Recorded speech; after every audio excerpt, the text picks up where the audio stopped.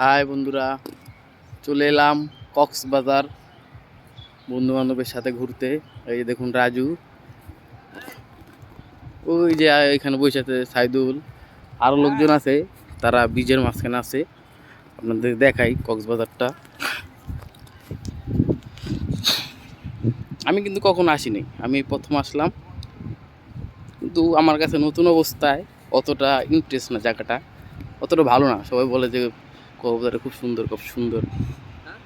আসলে কক্সবাজারটা শুধু শুধু ফালতু একটা জিনিস, শুধু টাকা খরচ করার ধান্দা, মানে শুধু টাকা ব্যয়। এই যে দেখুন শুধু পানি, মনে করেন এই সমুদ্র দেখা আর নদী দেখা এক কথা। এই দেখুন পুরো ভিডিওটা আমি দেখাচ্ছি আপনাদের। অসংখ্য লোক এসেছে এখানে। ওই যে গাড়িতে যাই যে দেখছেন, এক এক 3 মিনিট করে গাড়িতে চলায় 200 টাকা করে, 3 মিনিট কিংবা 4 মিনিট।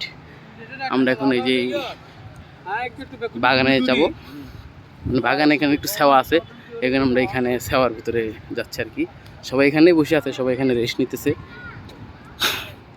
আরও কিছুক্ষণ পরে, ঘন্টাখানেক পরে আমরা এখন সমুদ্রে নামবো, দেখবো কীরকম পানিটা।